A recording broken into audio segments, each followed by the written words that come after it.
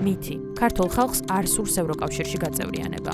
ქართულ ხალხს ოდითგანვე ასე ვთქვათ უნდოდა ევროკავშირში შესვლა ევროპის ოჯახის წევრი ქვეყნად ყოფნა, იმიტომ რომ ევროკავშირს ჩვენთვის დიდი სიკეთეები მოაქვს და ამისთვის არაერთ საუკუნის განმავლობაში იბრძოდნენ ქართველები და დღემდე ვიბრძვით იმისთვის, რომ ჩვენი ქვეყანა გახდეს ერთიანი ევროპული ოჯახის წევრი, იმიტომ რომ ევროკავშირის წარმომადგენელი ქვეყნები არიან ერთ-ერთი ყველაზე წამყვანი და განვითარებული თუნდაც განათლების სფეროში ან ჯანდაცვის მხრივ და ასე შემდეგ და ასე შემდეგ. ამიტომ მე მგონი ეს ყველა ქართველის საწადელია და ყველა ქართველის სურვილი არის, რომ იყოს ევროპული ოჯახის წევრი. ჩვენი მიზანი და სურვილი ჯერ კიდევ ისტორიულ კონტექსტში რო თქვა სულხან-საბადან დღემდე ევროპაა და არ ვიცი ხა ეს ხალხი რას იძახის, ყოველ შემთხვევაში ყოველთვის იარსებებენ ადამიანები, სამწუხაროა რომ ეს ადამიანები მთავრობაში არიან.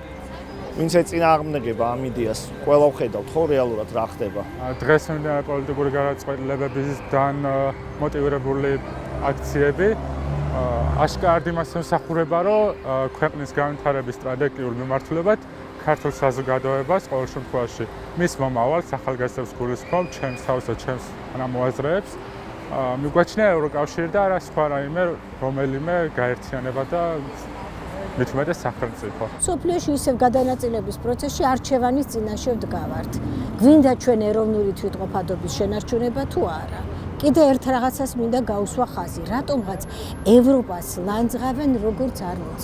გარყნილების ბუდეს და იუნესკო სად არის? სად არის იუნესკო?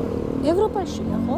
ევროპა არის კულტურული მემკვიდრეობის დაცვის სააგენტო, სადაც იმ იუნესკომ აღიარა ხო ჩვენი მრავალხმიანობა, ჩვენი დამწერლობა და ასე შემდეგ. ყველა ქვეყნის ამას აღიარებს ევროპა.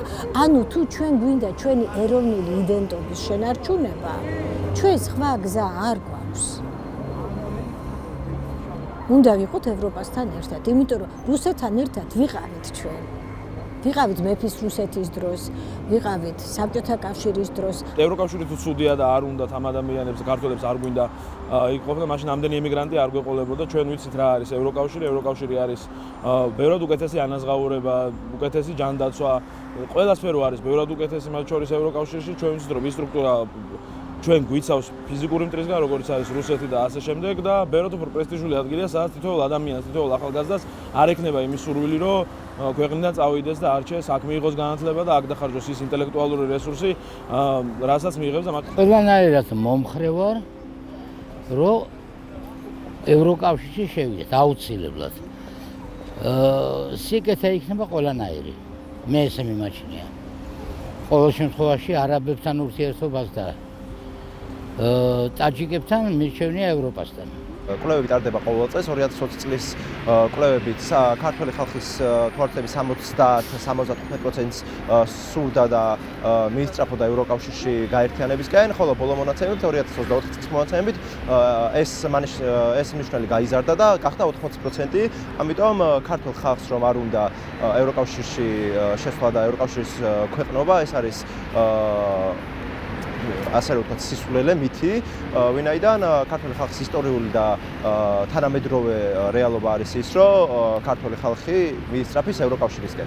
და ჩემი ოჯახის წევრები ყოფილვართ რამდენჯერმე ევროპის ქვეყნებში საზღვარგარეთ წასულების ამოგზაუროთ და ნუ რა თქმა უნდა ეთყობა რომ ის ქვეყანები ბევრად უფრო კარგად ცხოვრობენ და რაღაცა ხოთრის მოხუცის ხალხს რო დააკვირდები, რომლებიც ევროპაში ცხოვრობენ, ბევრად უფრო ლაღი და მარტივი ცხოვრება აქვთ, ვიდრე საქართველოში, იმიტომ რომ აქ რო გაიხედავ, ყველა გარემოვაჭრე მოხუცი ადამიანი და ცდილობს ამით რო თავი ირჩინოს და რა ვიცი, ევროპის ქვეყანაში ძირითადად ამას არ შევხვედრივარ.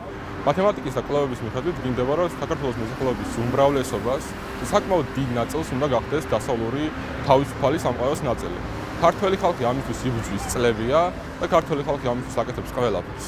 და მათ შორის ევროკავშირიდან არის მზაობა იმისა, რომ საქართველო გახდეს ევროპული ოჯახის წევრი. ქართველი ხალხი მთელი ამ დროის განმავლობაში ატარებდა რაღაც ტიპის რეფორმებს, იყო ამ სივრცის, ამ კულტურის ნაწილი.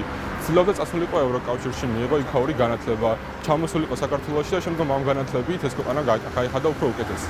სამწუხაროდ ქართულ მოსახლეობამ ეს ყველაფერი შეაჩერა. შეაჩერა ის ევროპული ბენეფიტები და სარგებელი, რომელსაც ქართულ ხალხს ჰქონდა. მშობლები, რომლებიც მიდიოდნენ დასავლეთში, იმისთვის რომ აქ ცვლილები შეენახათ, და სტუდენტები, რომლებიც მიდიოდნენ დასავლეთში, იმისთვის რომ აქ შეენახათ ოჯახები და გაიგრძელებინათ უკეთესი ცხოვრება და გაიხადათ ეს ქვეყანა უკეთესი. პრობლემა ის არის, რომ ქართულმა ოცნებამ 28-ის მერე, განსაკუთრებით 28-ის მერე თქვა, რომ არანაირი ევროპული მომავალი ამ ქვეყანას აღარ იქნება და იმ დღიდან მოყოლებული ერთწლიანი უწყვეტი პროტესტი და წინააღმდეგობა გრძელდება ამ ქვეყანაში. ამ პროტესტთა წინააღმდეგობის მიზანი არის ერთი. ისე ვიქ, რომ ქართველი ხალხის უმრავლესობას უნდა ევროპული მომავალი.